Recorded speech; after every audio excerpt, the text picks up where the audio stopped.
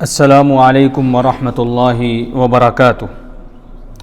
آج کے خطبے کا عنوان ہے ورثاء کے حقوق۔ الحمدللہ والصلاۃ والسلام علی رسول اللہ، اما بعد۔ یقیناً تمام تعریفیں اللہ کے لیے ہیں، ہم اس کی حمد بیان کرتے ہیں، اسی سے مدد مانگتے ہیں، اسی سے بخشش طلب کرتے ہیں اور اسی کی طرف رجوع کرتے ہیں۔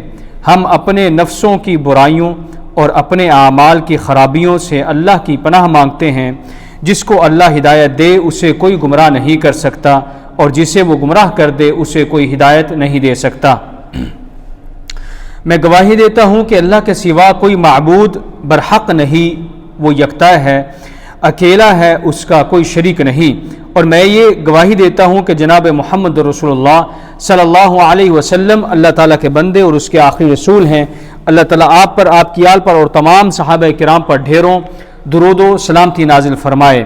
حمد و ثنا کے بعد میں آپ سب کو اور اپنے آپ کو اللہ تعالیٰ سے ڈرنے کی نصیحت کرتا ہوں، کیونکہ تقوی دنیا اور اس کی ہر چیز سے بہتر ہے۔ اللہ تعالیٰ ارشاد فرماتے ہیں،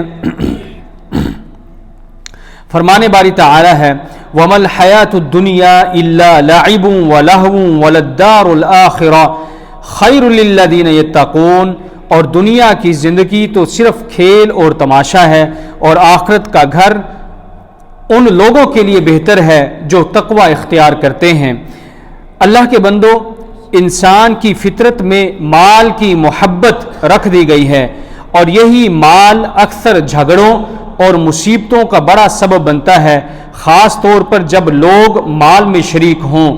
اللہ تعالیٰ ارشاد فرماتے ہیں، وَإِنَّ كَثِيرًا مِّنَ الْخُلَطَاءِ لَيَبْغِي بَعْضُهُمْ عَلَى بَعْضٍ إِلَّا الَّذِينَ آمَنُوا وَعَمِلُوا الصَّالِحَاتِ وَقَلِيلٌ مَّا هُمْ، اور بے شک اکثر شریک ایک دوسرے پر ظلم کرتے ہیں مگر جو ایمان لائے اور نیک عمل کرتے ہیں، اور ایسے لوگ بہت ہی کم ہیں۔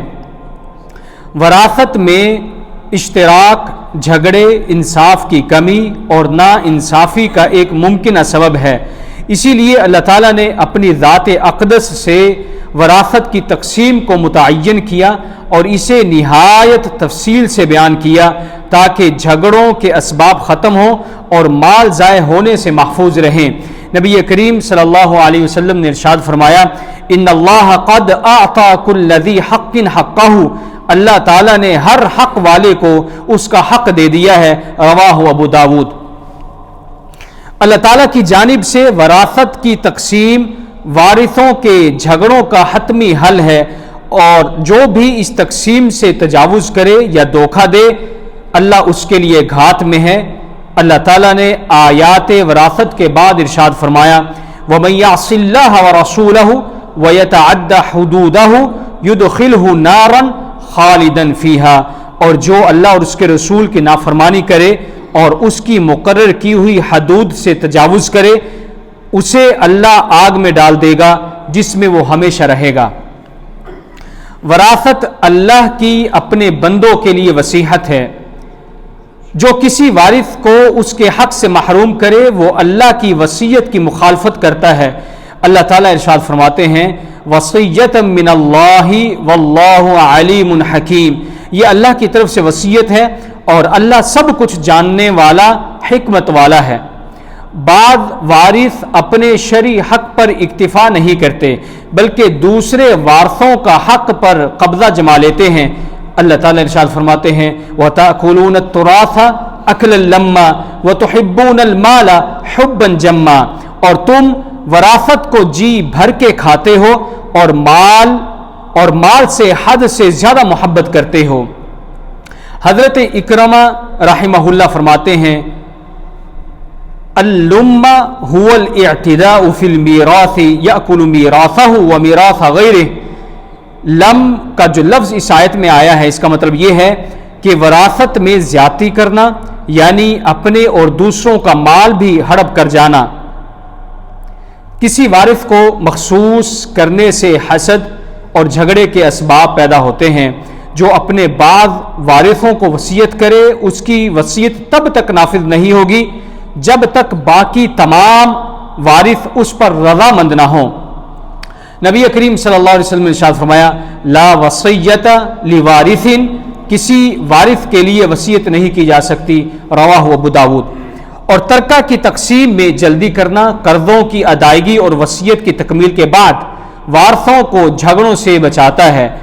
اسی لیے علماء کرام رحمہم اللہ فرماتے ہیں لا ينبغي تاخیر قسمت الترکۃ لما يترتب على ذلك من تاخیر دفع الحقوق الى اصحابها، کہ ترکہ کی تقسیم میں تاخیر نہیں کرنی چاہیے کیونکہ اس سے حقوق کی ادائیگی میں تاخیر ہوتی ہے جو کہ حقداروں کو پہنچنا انتہائی ضروری ہے۔ اگر جائیداد کی تقسیم ممکن نہ ہو تو اسے فروخت کر کے حاصل شدہ قیمت کو تمام وارثوں میں ان کے حصے کے مطابق تقسیم کرنا چاہیے، لیکن یہ بھی قرضوں اور وصیت کی ادائیگی کے بعد ہونا چاہیے۔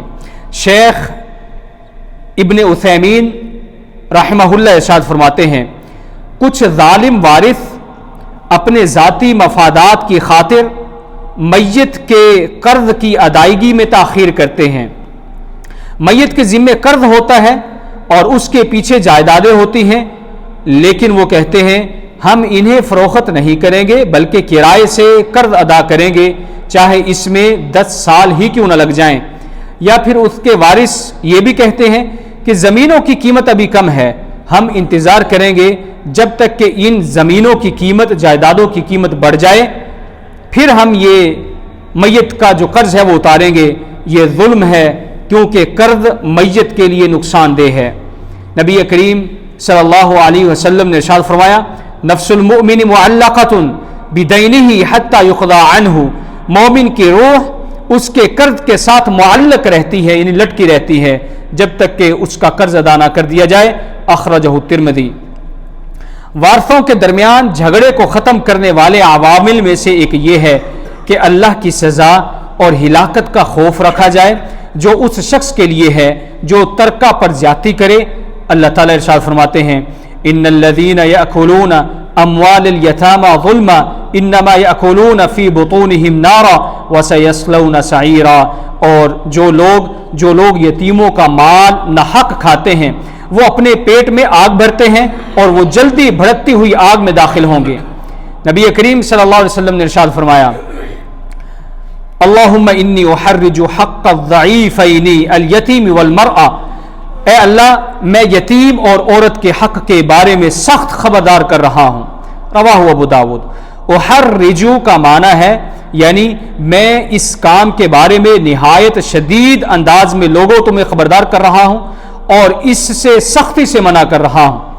اور ان امور میں سے جو ورثاء کے درمیان تنازع کو ختم کرتے ہیں وہ یہ ہیں کہ مورث جو اپنی زندگی میں اپنے تمام حقوق و واجبات کو واضح طور پر تحریری شکل میں محفوظ کرے، ایسے ہی مورث اپنے مال میں ایسی وصیت نہ کرے جو ورثاء کے لیے ناانصافی یا نقصان کا باعث بنے، اور اسی طرح مورث یعنی فوت ہونے والا اپنے مال کے بارے میں وصیت میں 1/3 سے اپنی وراثت میں 1/3 سے زیادہ وصیت نہ کرے۔ نبی کریم صلی اللہ علیہ وسلم نے ارشاد فرمایا انک ان تذر ورثتک اغنیاء خیر من ان تذرهم عالۃ یتکففون الناس، بے شک یہ کہ تم اپنے ورثاء کو مالدار چھوڑو اس سے بہتر ہے کہ تم انہیں محتاج چھوڑو جو لوگوں سے سوال کرتے پھریں، رواہ البخاری و مسلم۔ مال و دولت کی محبت بھائیوں اور بہنوں کی محبت پر مقدم نہیں ہونی چاہیے کیونکہ ترکے پر جھگڑا برکت کے زوال کا سبب بنتا ہے۔ نبی کریم صلی اللہ علیہ وسلم نے ارشاد فرمایا ان اعجل الطاعت ثوابا صلۃ الرحم حتى ان اہل البیت لیکونوا فجرة فتنمو اموالهم ویکثر عددهم اذا تواصلوا، سب سے جلدی اجر ملنے والی عبادت وہ صلہ رحمی ہے، یہاں تک کہ اگر ایک خاندان فاسق ہو پھر بھی ان کا مال بڑھتا ہے اور ان کی تعداد زیادہ ہوتی ہے اگر وہ ایک دوسرے سے جڑے رہیں، رواہ ابن حبان۔ اور ان امور میں سے جو ورثاء کے درمیان تنازع کو کم کرتے ہیں سچائی اور امانت داری، جبکہ دھوکہ دہی اور خیانت سے بچنا ہے۔ اور یہ کہ ہر وارث جو تمام مال جو مورث کے ذمے ہو اسے واضح طور پر ظاہر کرے اور اس میں کسی چیز کو کم نہ کرے۔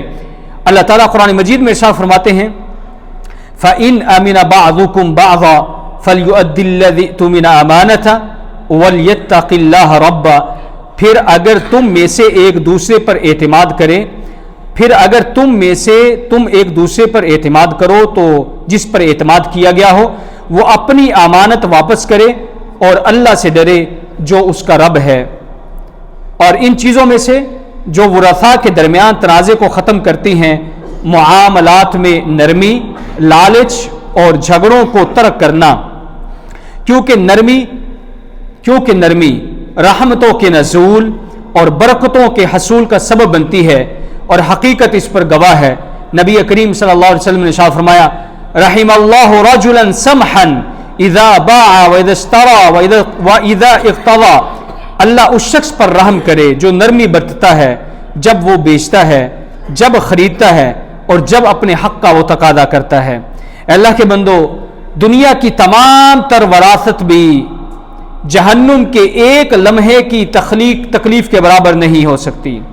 اے اللہ کے بندو، دنیا کی تمام تر وراثت بھی جہنم کی ایک لمحے کی تکلیف کے برابر نہیں ہو سکتی، پس ورثاء کے حقوق ادا کرو اس سے پہلے کہ کوئی دینار باقی نہ رہے اور نہ کوئی درہم۔ نبی کریم صلی اللہ علیہ وسلم نے ارشاد فرمایا ان کان لہ عمل صالح اخذ منہ بقدر مظلمتہ وان لم تکن لہ حسنات اخذ من سیئات صاحبہ فحمل علیہ، اگر کسی کے پاس نیک عمل ہوگا تو اس کے مظالم کے بدلے میں ان نیکیوں سے لے لیا جائے گا، اور اگر اس کے پاس نیکیاں نہ ہوں گی تو مظلوم کی برائیاں اس پر ڈال دی جائیں گی اور وہ ان برائیوں کا بوجھ اٹھائے گا۔ رواہ البخاری۔ ایک اور حدیث میں نبی کریم صلی اللہ علیہ وسلم نے ارشاد فرمایا فَإِن فَنِيَتْ حَسَنَاتُهُ قَبْلَ أَن يُقْضَى مَا عَلَيْهِ أُخِذَ مِنْ خَطَايَاهُمْ فَطُرِحَتْ عَلَيْهِ ثُمَّ طُرِحَ فِي النَّارِ، اگر اس کی نیکیاں ختم ہو جائیں گی اور اس کے ذمے حقوق باقی رہے ہوں گے تو مظلوم لوگوں کی خطائیں اس پر ڈال دی جائیں گی، پھر اسے جہنم میں ڈال دیا جائے گا۔ رواہ مسلم۔ اے اللہ اسلام اور مسلمانوں کو عزت عطا فرما اور شرک اور مشرکین کو ذلت دے۔ اے اللہ اپنے خلفائے راشدین ہدایت یافتہ اماموں ابو بکر، عمر، عثمان، علی رضوان اللہ اجمعین سے راضی ہو جا، اور باقی صحابہ کرام، تابعین اور ان کے نیک پیروی کرنے والوں سے بھی قیامت تک تو راضی ہو جا۔ اے اللہ غم زدوں کی غم خوری فرما اور مصیبت زدوں کی مشکلات دور فرما۔ اے اللہ ہمارے وطنوں کو امن کا گہوارہ بنا، اور ہمارے ائمہ اور حکمرانوں کو درست راہ دکھا، اور ہمارے حکمران اور ان کے ولی عہد کو اپنی پسندیدہ اور رضا کی راہ پر چلنے کی توفیق عطا فرما، اور ان کی رہنمائی تقوی اور نیکی کی طرف فرما۔ اے اللہ تو ہی ہے، تیرے سوا کوئی معبود نہیں، تو غنی ہے، ہم فقیر ہیں، ہم پر بارش نازل فرما اور ہمیں مایوس لوگوں میں سے نہ بنا۔ اے اللہ ہم تجھ سے بخشش مانگتے ہیں، بے شک تو ہی تو ہے بخشنے والا، تو ہم پر آسمان سے موسلا دھار بارش نازل فرما۔ اے اللہ کے بندو، ان اللہ یأمر بالعدل والاحسان وایتاء ذی القربى وینہی عن الفحشاء والمنکر والبغی یعظکم لعلکم تذکرون۔ بلا شبہ اللہ انصاف کا، احسان کا اور قرابت داروں کو دینے کا حکم دیتا ہے، اور بے حیائی اور برائی اور ظلم سے منع کرتا ہے۔ وہ تمہیں نصیحت کرتا ہے تاکہ تم نصیحت حاصل کرو، پس اللہ کا ذکر کرو، وہ تمہیں یاد کرے گا، اور اس کی نعمتوں کا شکر ادا کرو، وہ تمہیں اور دے گا۔ وَلَذِكْرُ اللَّهِ أَكْبَرُ وَاللَّهُ يَعْلَمُ مَا تَصْنَعُونَ، اور اللہ کا ذکر سب سے بڑا ذکر ہے، اور اللہ جانتا ہے جو کچھ تم کرتے ہو۔